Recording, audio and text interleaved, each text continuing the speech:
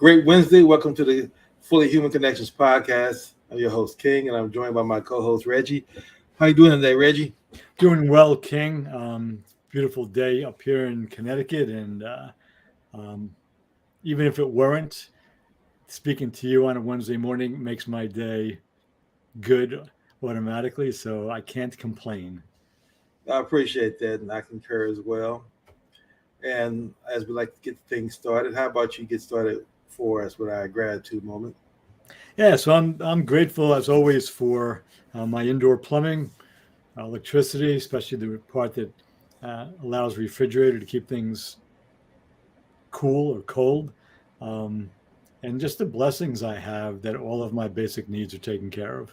I tend to be physically and mentally healthy. I have good friends in my life. I have work that I care deeply about. So I get up every day with a sense of, uh, purpose, and I'm doing the thing that I'm here to do. And I get to do it in ways that bring me joy, teaching, coaching, writing, and just being in conversation as with this. So, yes, I'm grateful for all of that, um, and for just occasional nice surprises that happen in the world amid all of the bad news we often hear. Just when I read about somebody doing something good or nice that helps somebody else, that just can make my day. So I'm grateful for a lot. Excellent, excellent. And you know me, I'm grateful for my normal. I say the same things every day, mainly because I still believe that it's the little things that you should focus on being grateful for that help you build the gratitude muscle memory for the greater things that come in your life. So I'm grateful for my life, my health, my ability to see, hear, walk, talk, stand, breathe, and have sound mind. I'm also grateful for the 24 hours to pursue my purpose in life, a mother who's alive and who has sound mind. And I'll be taking her to eye surgery tomorrow. Still grateful for the relationship she and I have at this stage in our lives, both of us. Mm. I'm grateful for the problems and challenges in my life that I'm dealing with and the transitions that I'm making and the wisdom I've gained over the last year or so that helped me really see things a lot clearer. Then finally, I'm grateful for just the beauty of the day, not because it's not raining or snowing, but just the beauty of the fact that when you're in a gratitude state of mind, you see the beauty in the everydayness of life. So I'm grateful for that as well. Yeah, beautiful. And with that, you want to walk us into I'm sorry, lost you there for a second, our topic for today. Yeah, sure. So, Okay. we've been speaking about this book, Healing America's Narratives, the Feminine, the Masculine, and Our Collective National Shadow, becoming more fully human for almost a year now. And today we're going to speak specifically into part of the underlying um, trait, one of the underlying traits of American history and still American current events. And we'll begin with a large kind of statement uh, about the competing moves toward inclusivity and exclusivity. So, since the country was founded, an ongoing, I'll say, conflict uh, or an ongoing kind of oppositional move has been whom or what does America include and whom or what does it exclude? Now, arguably, if you read the Declaration of Independence and the Constitution, especially the Bill of Rights, um, that all men are created equal, and that America welcomes all comers, um, and all immigrants, and it is a nation of immigrants in many ways, not every single person. But there's always been an exclusive part of that. I mean, the three easiest to point to. When I say easy, I mean obvious, not good or okay. But in terms of excluding people from the fabric of America were African Americans, those who were enslaved. They weren't even African Americans when they were enslaved. They were Africans from different countries in Africa. Women in general, were not, if you read the Constitution, Bill of Rights, they're not included in that. It's all men. And it was literally true. Women were not included. And then the indigenous peoples of the United States, of the North American continent, I should say, whom we now refer to as Native Americans. And both Native Americans and African Americans are both kind of monolithic terms because there are specific countries in Africa from which slaves, those who became enslaved, were kidnapped. And there are over 500 nations of indigenous peoples on the North American continent when the Europeans arrived. So to lump them all into African American or Native American or just women misses the individual identities of each of those groups. So nowadays, and this is the point that I think you and I are going to get into, there still are moves about including and excluding various people and stories in the United States. So I'll just name a couple of examples and then we can, I'll leave it to you to say where we're going to zero in and go first. So just the idea of book banning that's happening in a lot of places across the country. Interestingly, librarians, for the most part, in any state, people who run libraries, whether they lean conservative or liberal, they're against book banning because they love books. They think information is important. Most school systems are against, most teachers are against book banning. But there are governors and local legislators and mayors across the country who think it's good to ban certain books that they don't want, especially want children to read, and they don't want some adults to read them either.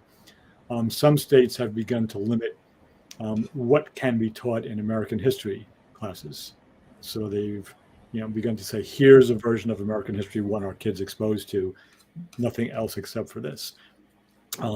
That's a step backwards because that was the version of American history for the first 200 years easily of the country until we began to speak more about the histories of African Americans, the histories of Native Americans, the history of women, which were kind of excluded from history books for the most part, at least when I was in school. So there's this push-pull now again of a new iteration of people wanting to quiet or not speak about or not allow in certain people or or stories about certain people. And from where I sit, that's dangerous because that's kind of how totalitarian states run. Here's our history. Here's what you can say. Here's what you can't say. And that's a scary thing from where I'm sitting. So that's the kind of a general direction with a couple of specific examples. And there are lots more examples we could point to. So I'll leave it up to you now to point us in a direction here. All right. Well, I think it's another wonderful option of topics today. Let's go with the book banning, mainly because that's really what's definitely in the news constantly, particularly with one particular presidential candidate and what's going on down in Florida with the book banning. I know that Florida's not the only state, but I know that's the one that gets talked about mostly. And my thoughts on book banning is obviously, like you, I'm against it. I think that's definitely coming with a authoritative type mindset. Because who is the governor, regardless of who that may be, but it's the title, the position of the governor dictate what get read in the whole state. You don't. This person who has bias, but regardless of who he is, should not be able to dictate what's read and what he deems necessary and good reading. But it's to be expected, because anytime you see things that's shifting and America's consciousness is shifting, then there's always going to be pushback. And this is the elements of pushback. Now, one of the things that I like to say is that I kind of like the fact that it's out in the open. Yeah. I rather see it. Now, again, I don't agree with it, nor do I condone it, but I definitely welcome to see it out in the open so that we can find out who's proponents and who's opponents of it. Because for me, that's where the conversations can be had. Now, for folks who already fixed-minded and believe that, well, I don't want my children to learn these things. I always find that to be pretty interesting because the children don't learn those things anyway. You can sit here and say, well, I don't want my children to learn this at 4 or 5 or 7 or 8 or whatever age it is that you want to try to have control. But at some point, with our media, with our society, your children are going to learn that. So it's not like you can keep that away from them forever. And I don't think I also don't look at the fact that when they do learn that, it's almost like sexual education. When they do learn it, they're not going to learn the way you want them to learn it because you didn't bring it to them at a level that you can have a conversation with about it. They're going to learn it on the fringes, and they're going to learn the worst examples of it that you didn't want them to learn. And that's going to be problematic for them and dealing with their identity and dealing with how they fit into the world, because now they're not going to have an understanding of why certain people operate a certain way. Whether you agree with it or not, you still have to accept it. I had my mind open to a little bit more of the discussion, listening to I can't even forget his name right now, but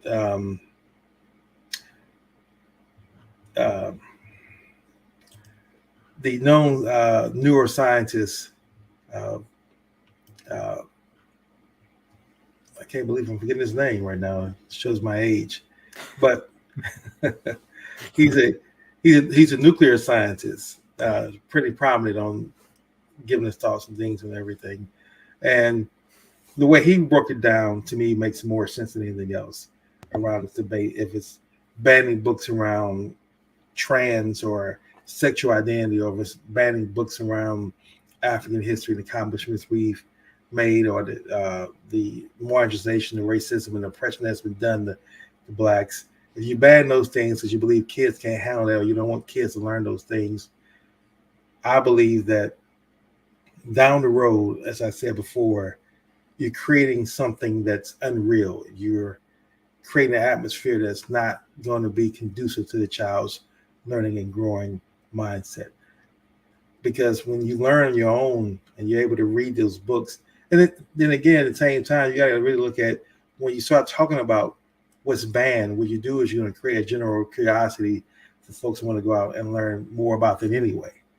Yeah. When you look at the history of rap music, for example, as an indication, when they started talking about banning gangster rap, what they did was they created an atmosphere where the rappers who were rapping gangster rap record sales were out the roof as a result, because now it's forbidden.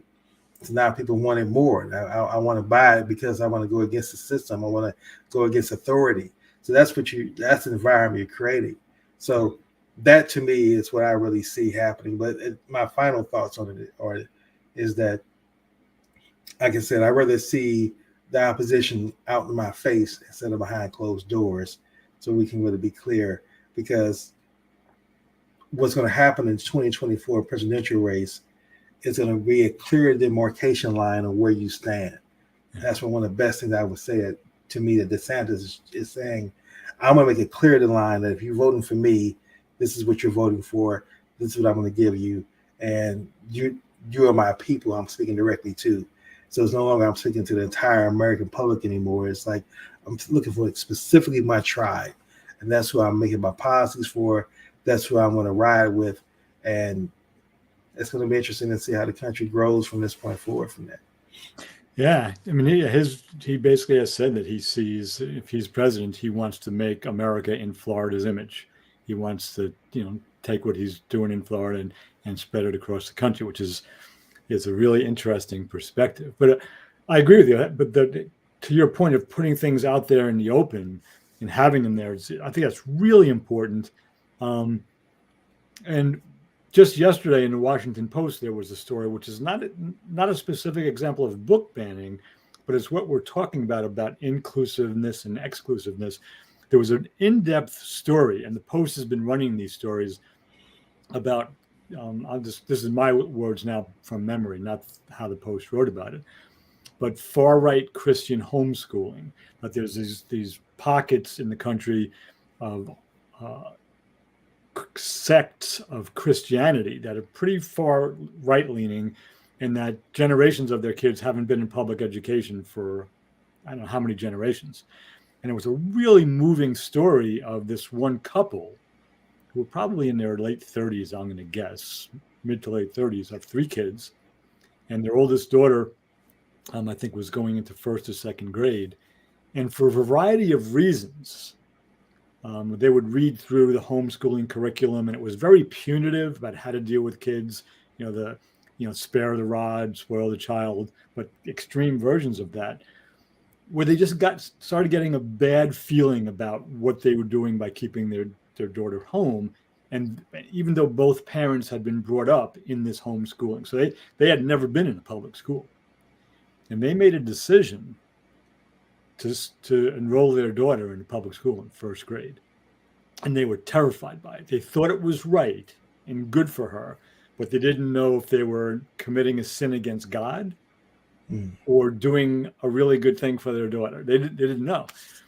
And so at first, both of their parents, so this girl's grandparents, said, no, you shouldn't do that. It's, you're losing your faith and all that kind of thing.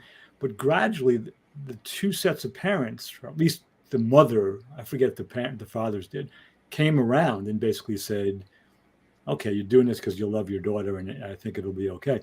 But it was a real example of an organization, an entity, this right-leaning Christian sect that had been homeschooling kids for generations, that basically said, you can't know all that other stuff. You can only know what we're going to give you. The public school is the place of evil and Satan, basically.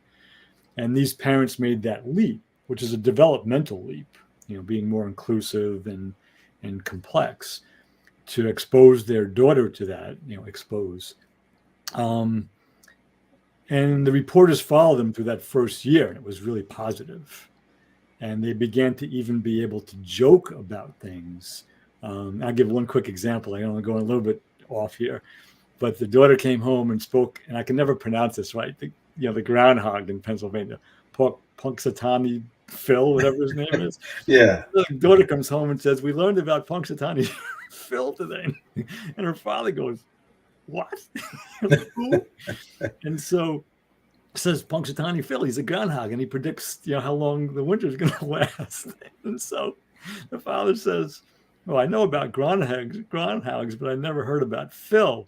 And so then the mother, who like the father, they had met in, through homeschooling, she looked at him and she said, yeah, that's homeschooling. so it's this, this kind of playfulness around their own growth and development, and they're learning from their, at the time, I think 7 or 8 year old daughter. So it was this beautiful kind of evolutionary move, and this fear, this is to your point, where if we want to ban books and limit what people are exposed to, and just to be clear, and I'll say this, I'm going to include you in this. You can disagree with me. I'm pretty sure you don't disagree with me.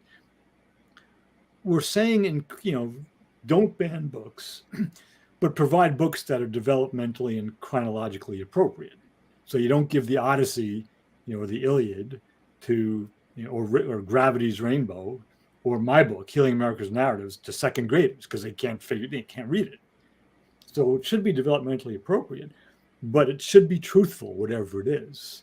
So if, what we're basically saying is, well, we can't let people know about this because we don't trust that they're smart enough to see what's good and right and inclusive, or what's bad and wrong and exclusive. And so we're saying we don't trust people, and we know better than they do, which that's the sign of a dictator, an authoritarian figure. Really dangerous stuff.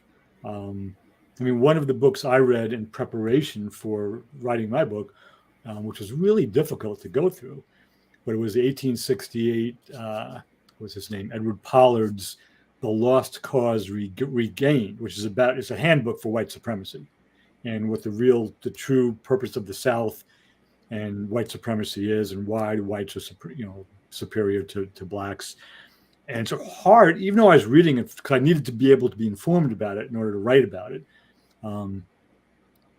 But I think everyone should have to read that book to see how sick that version of racism is. Now, not second graders for sure, um, but it's important to know the underlying foundations of the illnesses. I'm referring to racism as an illness, or sexism or any kind of ism. It's important to be exposed to that to see, oh, that's not good. I don't want that in my life. And hiding it is, as you said, it's not out in the open. Then it becomes this underground martyrdom type thing, and just saying, see that they're not letting the white supremacists have their say. Um, Let them write all the books they want, publish them, and then people can read them and say, get through the first chapter and say, why would I read this? Right? Or whatever. Let people make their own decisions, because the vast majority of human beings on the planet, in my experience, are good people. They're not out there doing damage.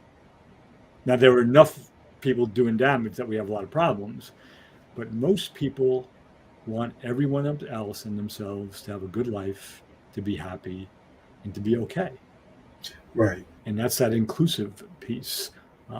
So yeah, the DeSantis move is a dangerous move, but he's saying it out loud.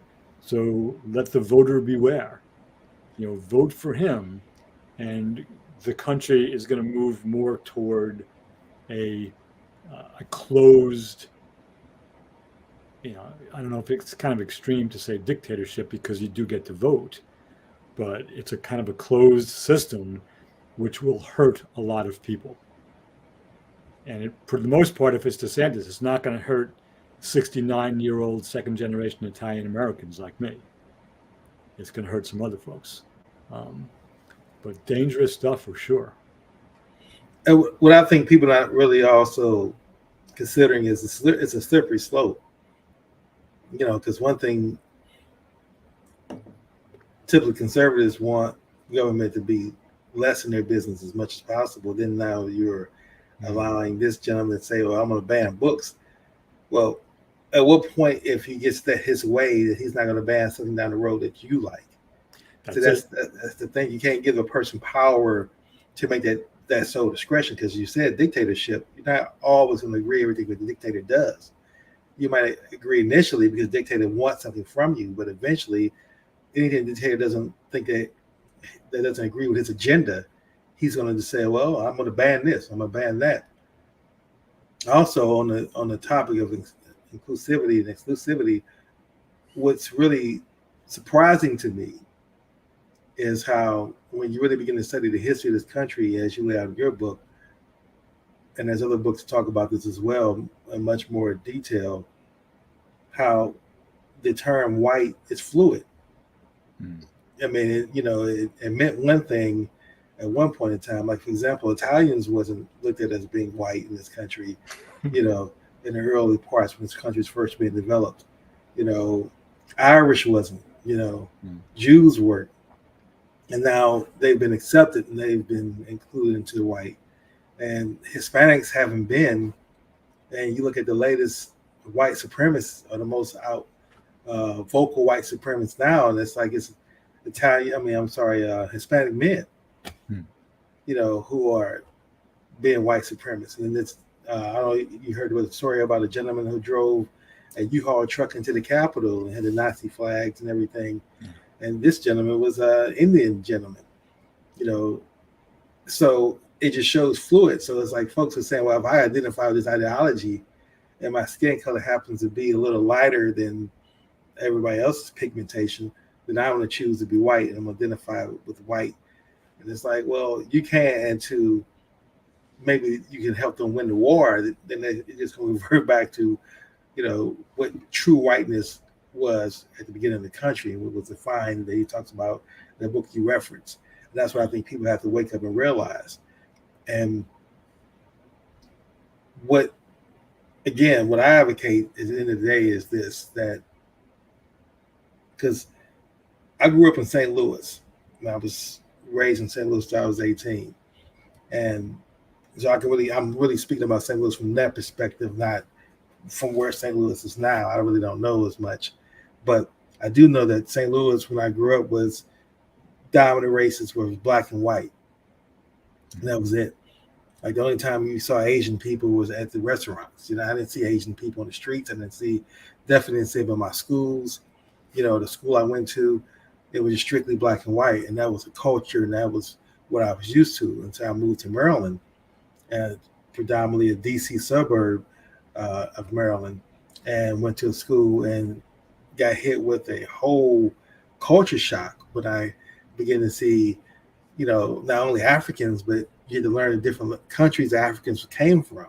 You can just say, well, this person's African. Oh, it was Africans from Nigeria, Ethiopia, South Africa, Ghana, etc. And then you had Asians, and you had to learn Korean, Chinese, American, Taiwanese. So I saw a true melting pot, and I realized how much from that exposure I grew as a person, because had I stayed in St. Louis with only the black and white dynamic, how much my mind and my world view would have been limited by just only that exposure of only either something's black or this person's white. So I've seen the benefit of having a melting pot. Yeah. I've experienced it. I've learned it. And then, of course, when I travel, like now I'm a global thinker. Like I don't even think just the United States, because I've been able to travel around the world, and I love traveling. I love experiencing new people and new cultures, and being forced to learn a new language that's not the English language I was born with, but had to learn another language. And now I'm the foreigner in someone else's country, and I'm learning their culture and their mores and their values. So to me, there's a value in that.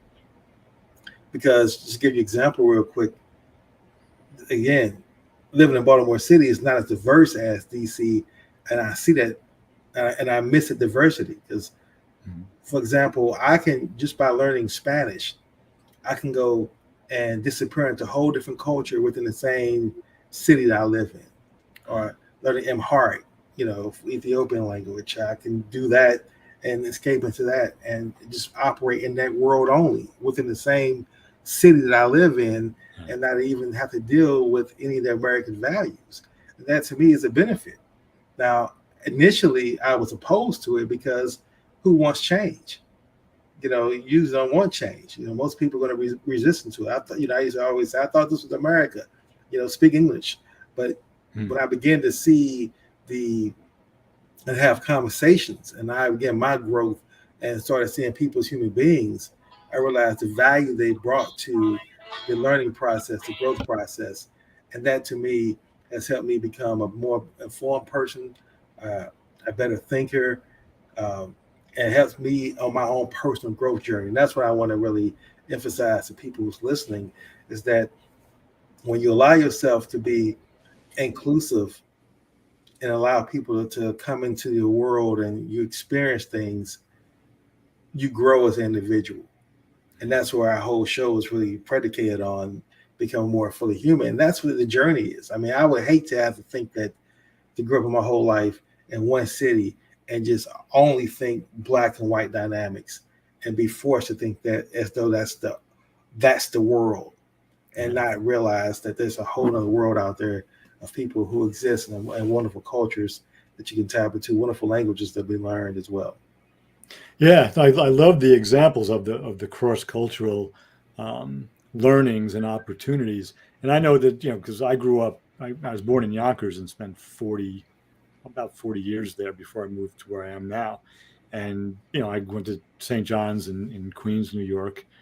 And, New York City is the same thing. So, the New York City subway is the world. You get on the subway in the morning, you're depending on what stop you get on, because you can even see the different stops, who gets on. Like, if you get on the Upper West Side, you're getting all these professionals and doctors and lawyers and really rich people, but already on the train from the Bronx and everything is all of the the custodians and the nurses and the teachers, whatever. But you're in there with the United Nations. It's just and it's just the way it is. It's not scary. It's not wonderful. It's just the way it is wonderful in one regard, but it's just the way it is. All these people, they all live here. So it is. It's just this wonderful intersection of humanity, the absence of which, as you say, leads to this, just metaphorically, this black and white thinking or black and white way of being in the world. And it's all of these shades, in my shades metaphorically, not just skin pigmentation, but shades of humanity, of beliefs, cultures, worldviews. And just I'm aware as we're talking that, we used the DeSantis example earlier, and I want to go to the other side of the aisle, as they say. This exclusive piece, the left does that, what I like to refer to as those who have co-opted the word woke, which originally was used to say, stay alert, aware of, concerned about social injustice. The Leadbelly song Scottsboro Boys, we said stay woke if you go to Scottsboro because you could get arrested and accused or worse if you're black. And that was from the 1930s. But a lot of folks who think they're woke, and I like to refer to them as the allegedly woke folks, on college campuses, they wield wokeness as a weapon, and they don't want conservative voices to be heard. They ban conservative speakers, and if the university brings a conservative speaker in, they'll protest, even to the point of trying to censor the person and shout them down while they're doing their presentation, which is called the heckler's veto, basically. And the Supreme Court has ruled that that's not protected speech. So if you shout just to stop somebody else from being heard, and you say, "Well, that's my freedom of speech," the Supreme Court has ruled in that it's not. It's not protected speech. So the left does that as well. The book banners are almost primarily on the right, trying to keep progressive literature out of schools. But the universities have their own version of that, not so much with books, but with faculty and visitors. And, and the students are the primary movers behind that. And so it's a real interesting mix. And it reminds me, there was a book published late 80s, early 90s called Free Speech for Me, but Not for Thee. I think the subtitle was How the American Left and Right Relentlessly Censor Each Other. And the writer was a guy named Nat Hentoff, who was a music critic for the Village Voice in New York City. But he's this really kind of cool thinker. And he wrote a whole book about how they just keep doing it to each other, left and right, accuse each other of exactly the same things, and they do exactly the same things, but their content is different. Right. They have different ideologies, but they do exactly the same tactics and strategies, just with different content. And that book is 30 years or more old now, so it's not new. I mean, he was critiquing it back then. So, but nowadays, Nat Hentoff wasn't dealing with social media.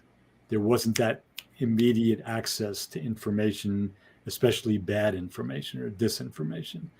So it's a lot more challenging nowadays, where we have the right, the left, and then the trollers who just want to make trouble, who just put things out there to get the right and the left to believe even worse things than they already do about each other.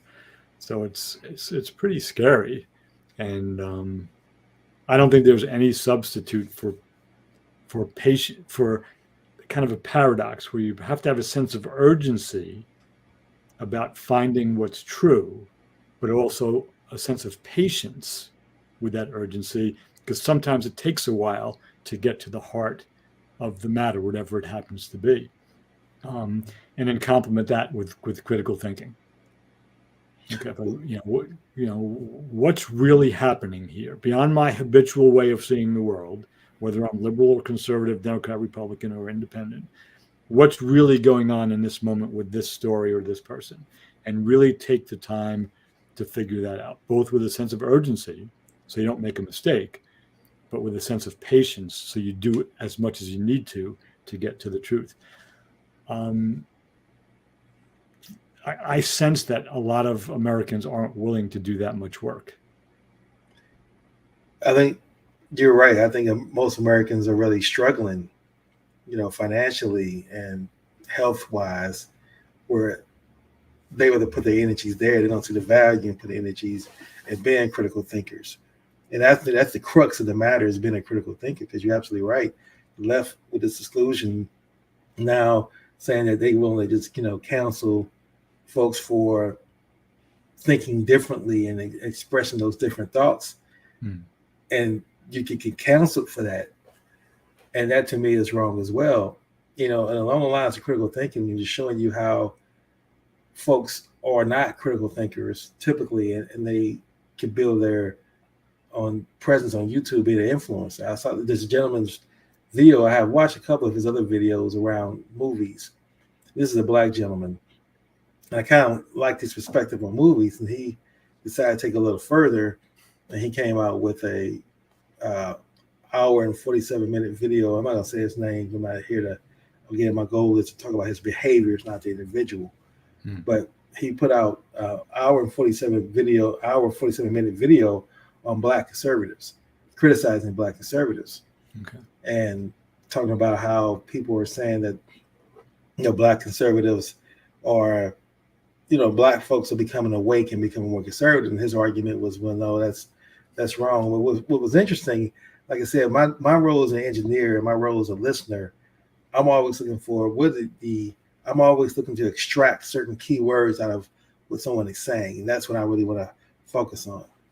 And what I heard him say, and it is interesting, and I was raised this way as well, and it shows you my growth, is he had used the term, and again, it's the HBCU graduate, so this is a person who's considers himself educated. He talks about how he makes enough money on YouTube videos that he's able to provide for his family, and his wife doesn't have to work. He's able to take trips, so he's very comfortable with his YouTube salary, but he still sees himself as a victim. And I'm thinking, like, how do you have those two opposing thoughts in your head? How can you sit and play victim role when you talking about how capitalism is not good for Black people, yet still you're benefiting from capitalism, right? But I really want to go to the point that really struck me was he used the term Black people as a whole. Like Black people as a whole are not benefiting Black people. And he used it several times. I'm like, it shows you how far I've grown, because I used to be caught up in that, because the leaders I listened to talked about that quite a bit from a victimhood teaching mentality, that Black people as a whole, that, and I'm like, if you really begin to really think as a critical thinker, you realize there's no race of people as a whole that's thriving. White people as a whole, if for those Blacks who think that white people as a whole are thriving, come to Baltimore. I take you around to a lot of white people who are suffering, and doing just as bad as a lot of, I say Baltimore is an equal opportunity oppression city. Yeah, it has historic, racial impressions, but, it has its white folks who are suffering, who are homeless, who are out on the street corners begging with their signs just as well. So I've learned, I even write about this in the book I'm writing, is that anytime someone talks about as a whole, run from them. Because they're naive, they're unrealistic. There's never anything as a whole that's ever benefiting and flourishing. And that's your goal, to get to the point where you're not satisfied unless you see the whole of a particular group of people thriving. Then you're never going to find peace in your own personal soul, your own personal spirit. And so that shows me that 10 years ago, like I said, I probably would have been aligned with a lot of his thinking. And that's why I tell folks the difference between being in common and alignment. Now, him and I on the surface have a lot of things in common, but we're so off as far as our aligned principles and values and purposes. We're so far from that we can't even communicate. Like I tried to get through his whole hour and 47-minute, but I couldn't, because he started talking about things like that. So anyway, my whole point I'm going with that's the point of being exclusive. When you begin to exclude people based off them not agreeing with you, that's a danger of it.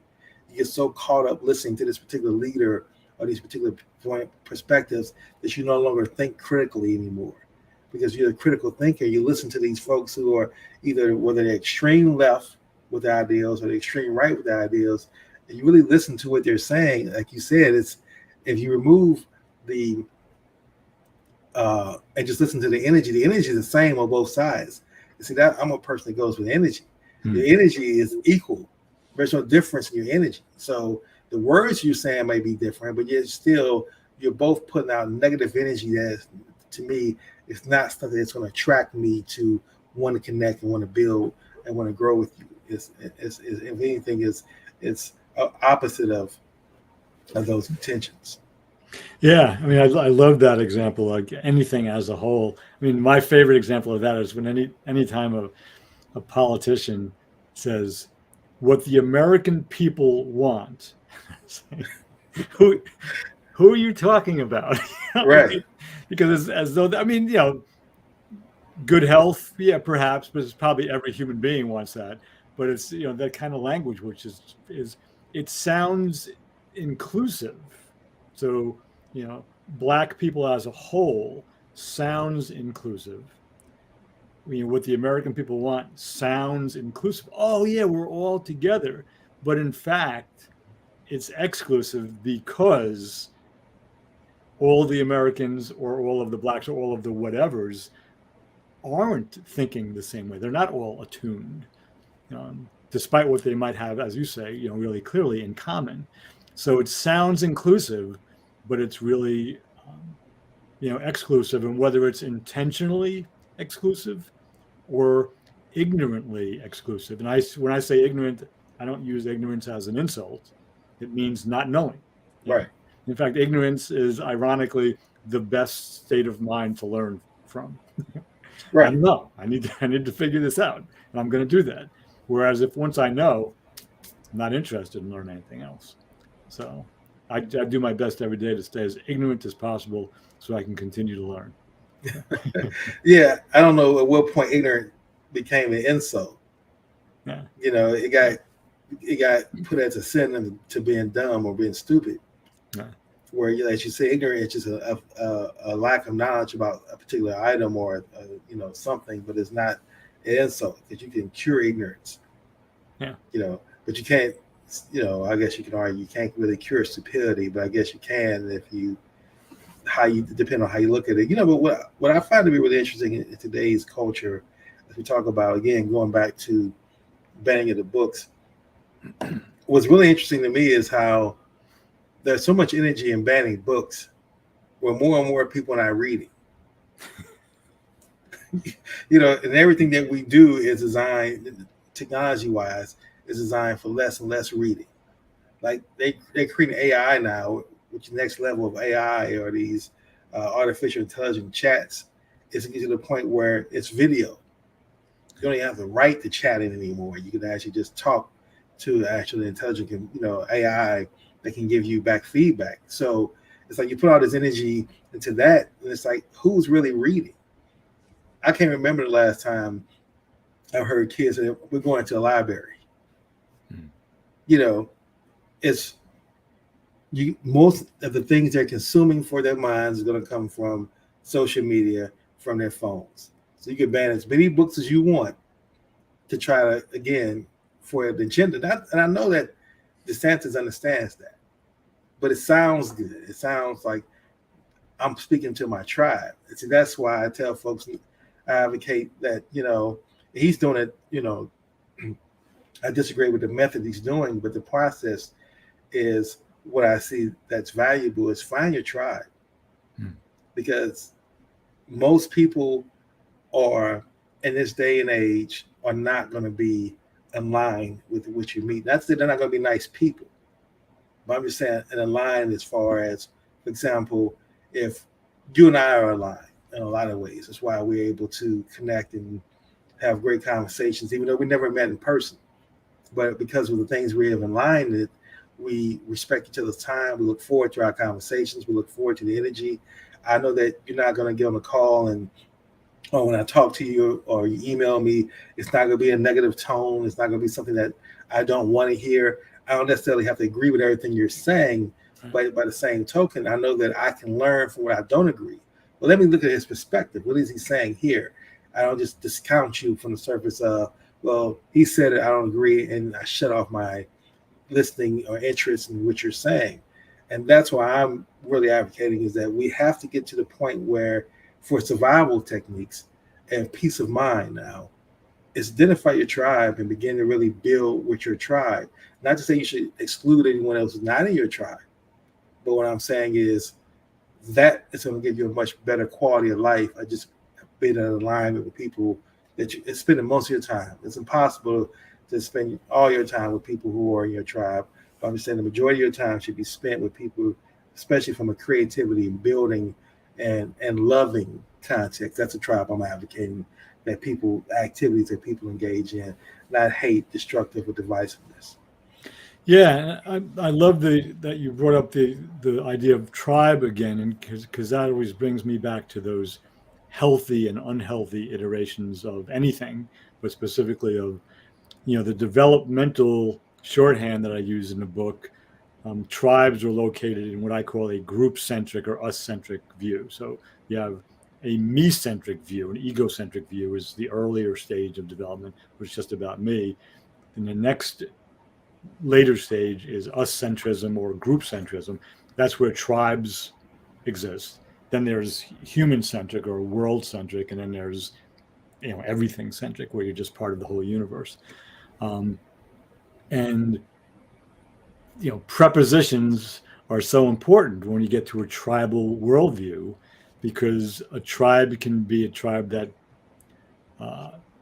encourages us versus them or us against them, or a tribe can be a tribe that encourages us with them or us and them. So I can still have my tribe and say, oh yeah, and we can do things with that other tribe because we have certain things we share.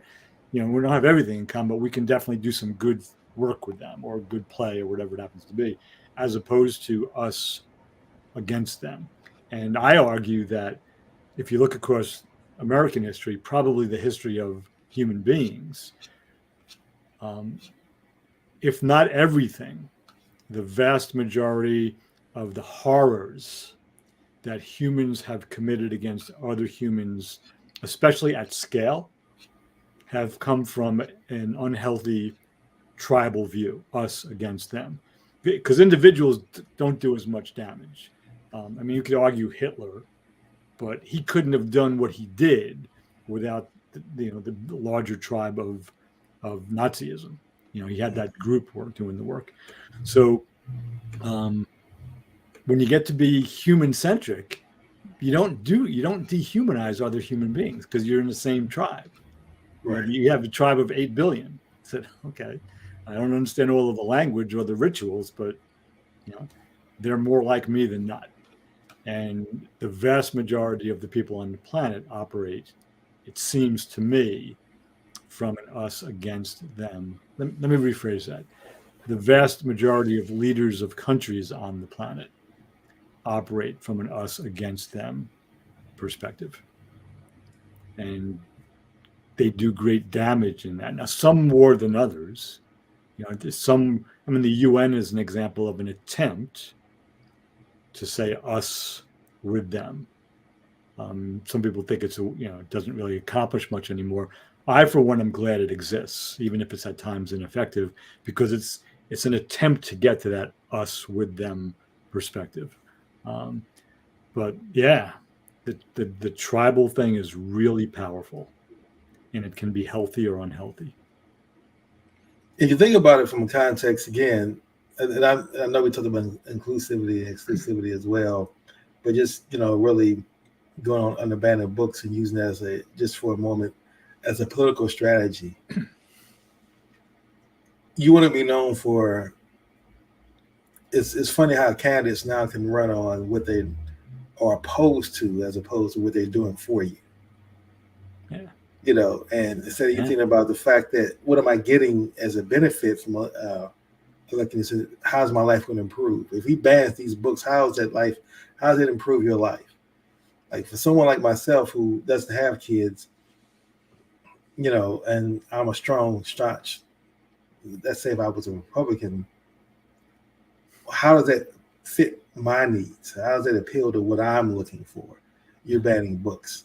Banning books is not going to make my life better at all. And that's what I think that people should be looking for is what's the candidate going to do for me if I elect you? Or my city or something that really benefits me, and some not necessarily directly me, but indirectly me. Like you're improving the working conditions, you're creating more jobs, you're um, changing the environment, you're doing something that's going to have an impact on my life.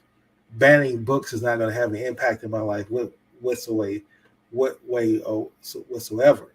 What it's going to do is it's going to just create a interest in folks who are saying that they don't, the small group of people who are saying they don't want books, certain books on the shelf. It's going to speak directly to them. It's going to get them now to get mobilized to put you in office. And he's using it as a political strategy in that context. And I just hate the fact that our politics have gotten to the point where, and some people may argue they've always been, and just that these things now are becoming more the fringes of it, where people are no longer critically thinking about why they're voting for individuals anymore. Yep. Wow. You're voting for folks to stop what they're going to do. I'm going to build a wall, whether it's that, or I'm going to, and we see how, whether it's left politician or a right politician, Democrat or Republican, they all lie at the end of the day. And we see that. I just wish the American public would demand more from their politicians. Where I'm going, that's the point I'm going with this. I wish we would demand more from our politicians, hold them more accountable to what are you going to do that's going to make our lives better and our lives different from a positive standpoint, as opposed to what are you willing to restrict and who you want to demonize and have that language removed from their vocabularies, hopefully. Yeah, I mean, I love the example you used about the book banning, and what does that really do for somebody? And I agree with everything you said about that. And the one thing I think some people think it does for them, if I happen to be someone who doesn't want to know if there are some truths about African American history, for example, the 1619 Project is one of the books that was banned. If I'm comfortable with a more, no pun intended, whitewashed version of American history, banning that book helps me stay safe in my little partial story. So that, because most of us want to feel safe. So psychologically, that gives me safety. Is that good in the long run? Obviously, no, it's not, because you're just denying it's true. But I really agree. Like, you and I have spoken about this before. I tend to vote nowadays. I know I'm not going to agree with it. So with any human being in public office on every issue. The odds of that happening, I could come close, but the odds are it's not going to happen. So I tend to vote for a candidate, whether it's local, state, or federal, with whom I feel most attuned. The person whose worldview is more like mine than not. I joke with my friends that it's like nobody running for office has evolved enough to have entirely the same worldview that I do. That's a joke, anybody listening, but there's some truth in it, I think. But because I know they're going to do things that I disagree with, but I want someone in there who at least is attuned to the same values and view of the world and sense of what it means to be a human being and an American that I have, because I know they're going to make some choices that I wouldn't make, but that's just part of the deal. So that idea of attunement, whereas you said before, we can have things in common, but not be attuned to somebody. That's a really important point that I love it when you point that, you remind us of that, because that's, I think, very, very important. And just real quick, I'd love to meet that person who has banning books in your top 7 issues you're having right now in your life. Yeah.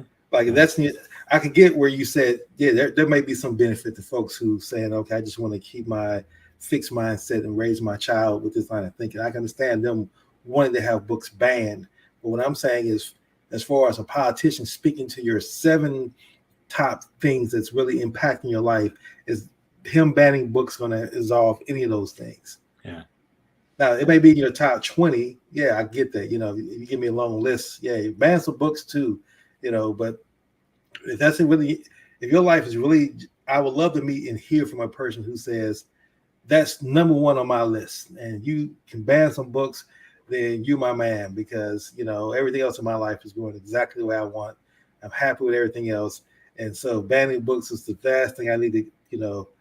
That was the last thing I need to have a perfect life. I love to meet the individual who thinks that way. I just want to, because again, I can't see it from my perspective. I just really want to hear it from their perspective.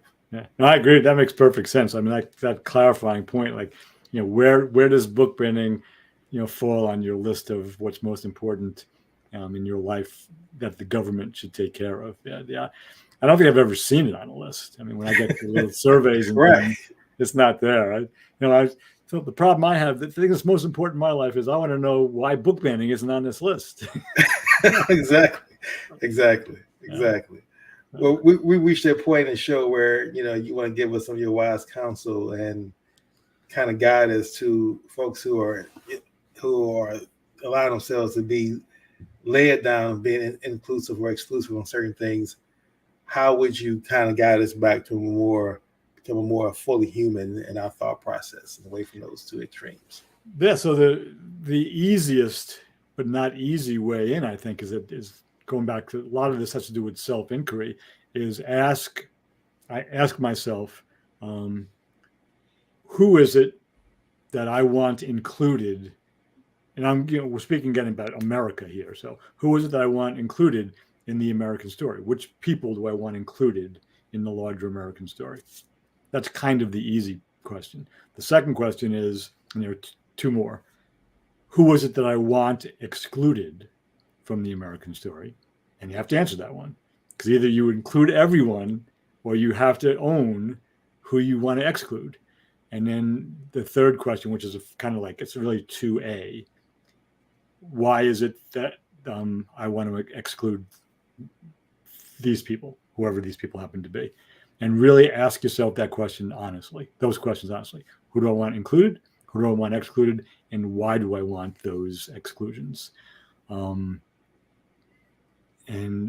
if you write that down and then say it out loud, I want to exclude these people from America because, see how that feels in your body. Because the body, sometimes the mind can do things and the body's saying, here comes a stomach ache or tension headache or tightness in my back or whatever it happens to be. So I would say that's a good place to start. Excellent. I think those are wise words that we definitely need to be more mindful of. And that's really what the purpose of the show is. Because again, the goal at the end of the day is to become more fully human. And then once you become more fully human, to build those connections with others who have that same goals or that same journey and become more fully human. And that's what I love, to really connect with people who are thinking along those lines. How can I become a better human being? How can I become a better listener? How can I become more kinder? How can I be served better? How can I love more and operate from an energy of love? Folks who are seeking that type of questions, those kind of things drive them. Those are people who I definitely look to build alignment with. And they can range from whatever I call it the force tribe you're in, whether regardless of your skin color, your sexual orientation, your religion, your political ideology, any of those things. To me, if we can build alignment around you wanting to become more fully human, that's a tribe I think I would love to be with and build with individuals along those journeys. Yeah. Amen. And as we begin to now shift to the final part of our show, which is give an example of who we believe, whether it's someone from the past or someone currently who we believe are exhibiting fully human characteristics. Throw that out to you, Reggie, first. Let's see. And so I think this name's coming up for me, and I think one of us has used this name before, but we have no rules about duplications. So Isabella Baumfree, more popularly known as Sojourner Truth, and we kind of know her story in American history, but I was just rereading some things about her because I was rewriting some things about the history of women and the history of Black women. And that she was a slave, and then she had her freedom. She was set free. Some New York State family that were abolitionists purchased her freedom for $20. And then she, as a young woman, she just changed her name. She needed to go out and speak the truth, and she was going to just walk around speaking the truth.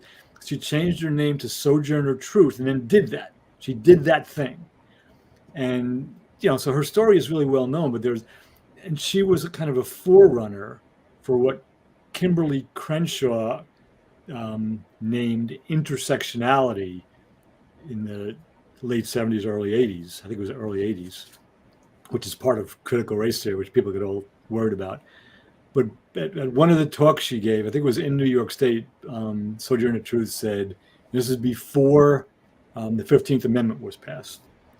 So before former male slaves could vote.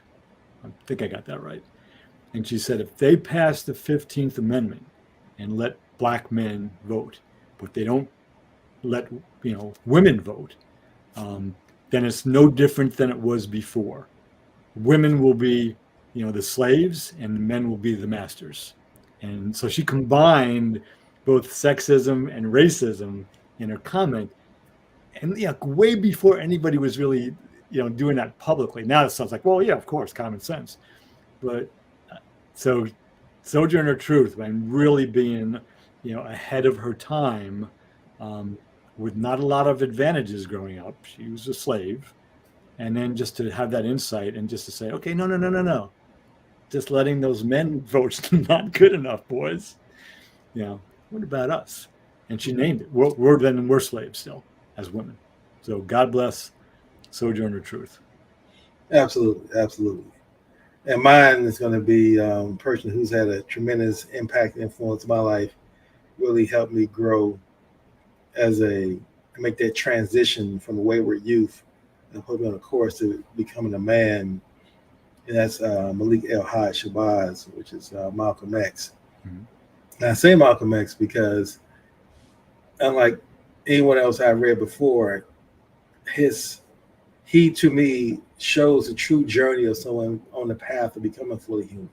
Yeah. From being a petty criminal and thief to joining Nation of Islam and becoming a very disciplined, outspoken speaker about race rights.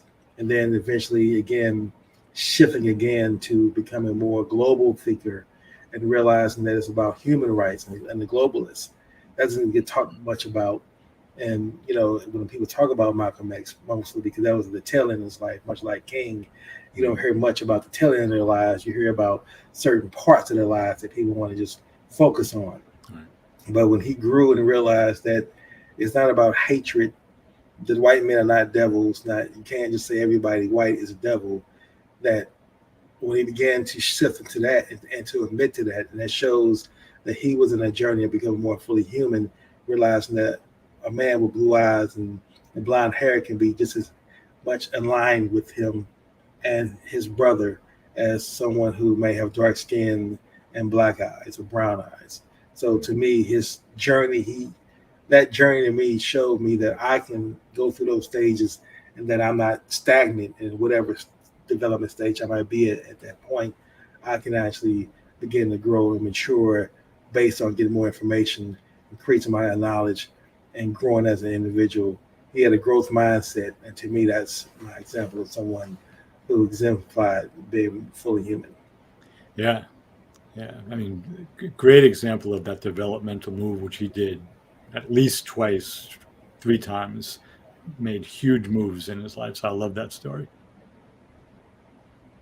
And that's, to the point of Sojourner Truth and Malcolm X, those are the examples of, we talk about folks that, you can think that you know everything. And that's why it's so dangerous to have a fixed mindset. You have to have a growth mindset. And if you choose to say, I have a growth mindset, you got to be willing to learn and experience new people, experience new information, and allow yourself to be open-minded enough to say, let me reconsider, let me hear this perspective. To your point about the left, banning conservative speakers from speaking at colleges, I don't agree with that. I used to, because, when you're caught up on one particular side and you're chanting that rah-rah, yes, you want to ban them because that sounds right. But at the end of the day, how can you grow if you don't listen hear someone else's perspective. If you don't let it be out in the common space where it can be dialogued and we can have a discourse about what you think, then there's no growth for either one of us. And I've seen folks who examples, and we'll talk more about that maybe another show, where it's a gentleman who actually created a whole video documentary. He's written books.